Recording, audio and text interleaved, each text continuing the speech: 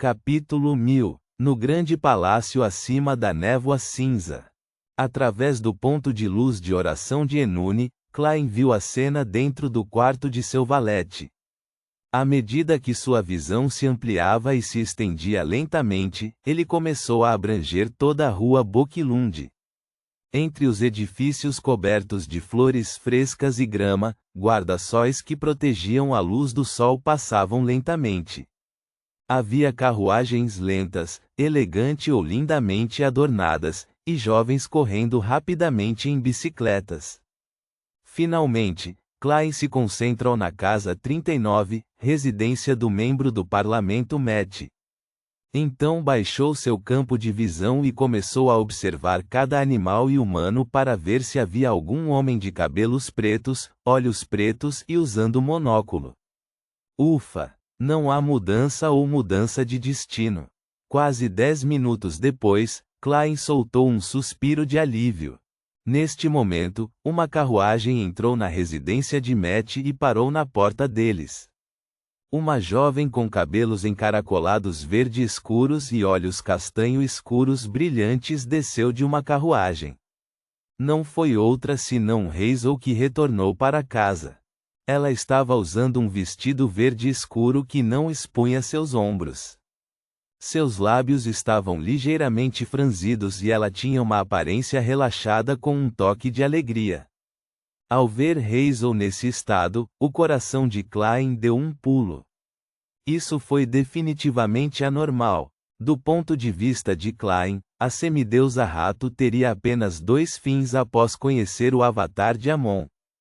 Ela tinha um trunfo e conseguiu escapar com sucesso ao custo de ser gravemente ferida, ou ela se transformou em uma característica de Beyonder para fortalecer o avatar de Amon. E independentemente do resultado, Hazel não conseguiria encontrar sua professora. Ela definitivamente estaria em sofrimento e dor, sentindo-se desanimada e triste.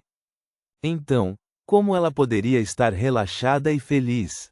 Com ela correndo o risco de ir até a mansão no subúrbio para informar sua professora, ela não é uma pessoa fria e egoísta.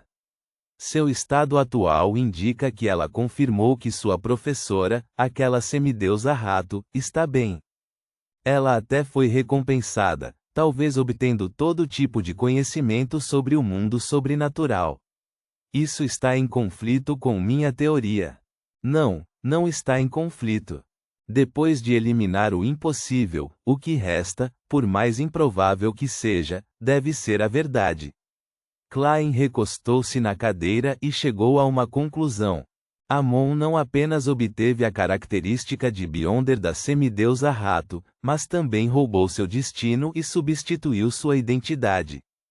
Portanto, para Hazel, sua professora não havia encontrado nenhum contratempo, e só precisaria de um período de tempo para ficar quieta. Depois de fazer a confirmação, Klein exalou silenciosamente e sentiu-se um pouco relaxado.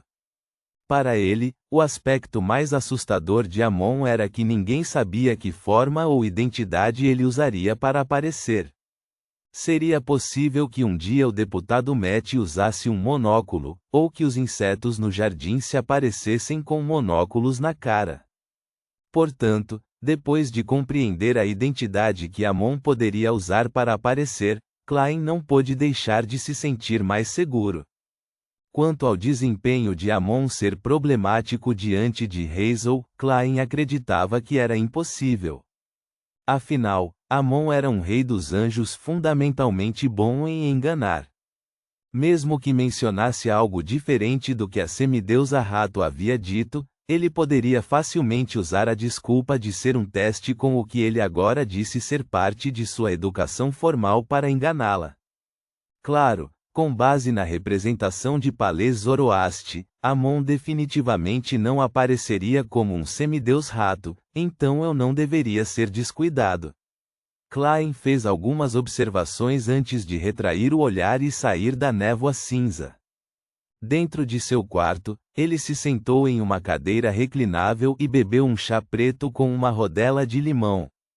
Ele semicerrou os olhos e pensou em como poderia aprofundar seu relacionamento com Conas Kilgore. Após um período de tempo desconhecido, Klein de repente abriu os olhos e ativou sua visão espiritual. No nível semideus, ele já poderia ativá-la à vontade.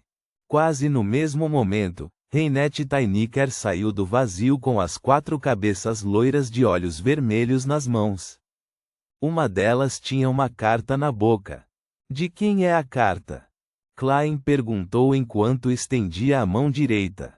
Sharon, a outra cabeça de Reinet Tainiker, respondeu. Senhorita Sharon, ela deveria estar fazendo seus preparativos finais para o avanço. Por que ela escreveria de repente para mim?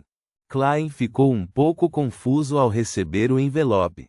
Depois de abri-lo, encontrou muito pouco conteúdo. Havia apenas uma linha simples. Enlin White está procurando a escola de pensamento rosa. Enlin está procurando a escola de pensamento rosa? Klein ergueu as sobrancelhas, surpreso. Sua opinião sobre Enlin era a de um sanguíneo que tinha medo de problemas.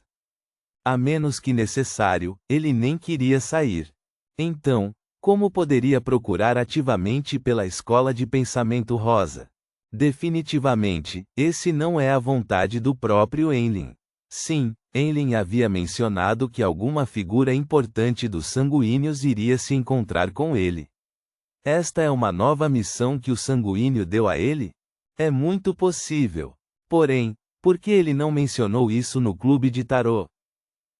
Estava focado na operação de punição e ele tinha outras pistas, então escondeu-as temporariamente de nós? Klein pensou enquanto se inclinava para a frente. Sob a vigilância dos 8 olhos da senhorita mensageira, ele tirou um pedaço de papel e uma caneta tinteiro de sua mesinha de centro. Ele não estava curioso sobre as pistas de Enlin, porque era um assunto óbvio. Como a senhorita Sharon sabia que Enlin estava procurando a escola de pensamento rosa e havia perguntado ao amigo em comum, o detetive Sherlock Moriarty, sobre esse assunto, isso significava que esse sanguíneo provavelmente havia pedido a ajuda do traficante de armas do mercado negro, Ian, do Bar dos Corajosos. Isso também significava que, nas encomendas anteriores de Enlin, ele deve ter notado Sharon ou Marik, caso contrário, seria impossível para ele mencionar a escola de pensamento rosa para uma pessoa comum. Não sei o suficiente sobre o caminho do boticário. Não consigo determinar como Enlin descobriu um espectro ou um zumbi. Klein cruzou a perna direita enquanto colocava a carta na coxa e começava a rabiscar. Esta é provavelmente uma missão que os altos escalões dos sanguíneos deram a Enlin. Eles odeiam os membros da escola de pensamento rosa que acreditam na lua primordial e direcionaram essa raiva para as outras facções da escola de pensamento rosa. Ao escrever isso, Klein fez uma pausa e acrescentou: suspeito que a árvore mãe do desejo tem a intenção de invadir a autoridade do domínio da lua, mas não tenho certeza porque os crentes da lua primordial se juntariam à escola de pensamento rosa. Esta existência secreta parece ter uma relação muito complicada com a árvore mãe do desejo. Eles estão em desacordo, mas também cooperaram. É difícil dizer. Largando a caneta e dobrando a carta, Klein olhou para a senhorita mensageira que estava esperando. Ele perguntou com uma risada: como você sabia que eu responderia? Uma das cabeças de Reinet Tainiker respondeu sucintamente: intuição. Logo depois disso, as 4 cabeças loiras de olhos vermelhos falaram uma após a outra: você parece um pouco mais animado, recentemente. Sua expressão, também, tornou-se muito mais rica. Quando Klein tirou a caixa que estava conectada ao seu relógio de bolso dourado, ele tirou uma moeda de ouro e disse com um sorriso autodepreciativo: usar repetidamente uma máscara grossa não é bom para a saúde mental. Percebi isso depois de me tornar um semideus. Portanto, a menos que estivesse em situações em que precisasse disfarçar ou esconder seus sentimentos, ele limitava o uso de seu poder como palhaço para controlar suas emoções. Reinet Tainiker não disse uma palavra enquanto as cabeças mordiam a moeda de ouro e a carta antes de desaparecerem. Observando a senhorita mensageira sair, Klein recostou-se ligeiramente e murmurou interiormente. Eu me pergunto se a senhorita Sharon e Marique usarão os sanguíneos para lidar com os membros da Escola de Pensamento Rosa em Backlund. A senhorita Sharon provavelmente está concentrando seu tempo e esforços em seu avanço. Ela pode não se envolver, mas não posso ter certeza sobre Marique. Enlin vestiu suas vestes de sacerdote da Igreja da Mãe Terra, e depois usou um casaco vermelho e um chapéu de seda antes de sair da Igreja da Colheita. Então entrou em uma carruagem alugada na beira da estrada. Depois de dizer seu destino, ele casualmente olhou pela janela. Neste momento, Enlin sentiu algo quando moveu seu corpo abruptamente, deixando pós-imagens sombrias em seu rastro enquanto se movia para o lado. Então, ele viu uma figura aparecer do nada. Era um jovem cujo casaco não estava abotoado, revelando a camisa branca e o colete preto por dentro. Seu cabelo castanho estava um pouco úmido e bagunçado, como se ele não o penteasse há algum tempo. Seus olhos castanhos estavam cheios de temperança, como se ele estivesse restringindo certos impulsos no fundo de seu coração. Ao ver esse rosto pálido de cadáver, Enlin inclinou o queixo e disse com um sorriso, sem mostrar sinais de nervosismo: Você finalmente chegou. Você não tem medo de que eu seja um membro da Escola de Pensamento Rosa que está aqui para acabar com você? A figura do jovem ficou um tanto transparente. Enlin zombou e disse: Eu não estaria ciente da história da Escola de Pensamento Rosa? Ou questões sobre a traição da facção da temperança e a sua fuga? Bem, como posso me dirigir a você? Marique, respondeu o jovem. Esta é a informação que você recebeu dos escalões superiores dos sanguíneos? Enlin ficou surpreso quando ele estalou a língua.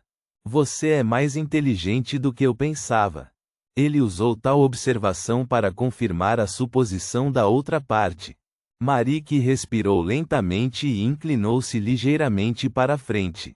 Como você percebeu nossa existência do lado de Ian?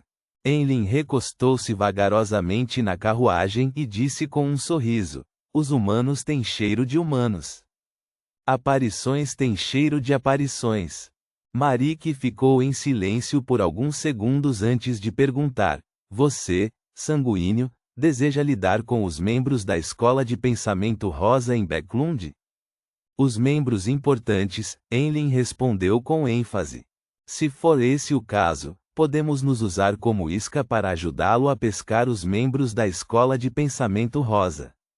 No entanto, preciso de confirmação. Marique esfregou os olhos e disse diretamente: Sei que você não consegue tomar uma decisão. Você pode primeiro retornar para pedir permissão ao sanguíneo superior. Depois de obter a garantia, você saberá onde nos encontrar. Dito isso, ele entregou um dossiê nas mãos. Isso é de Ian.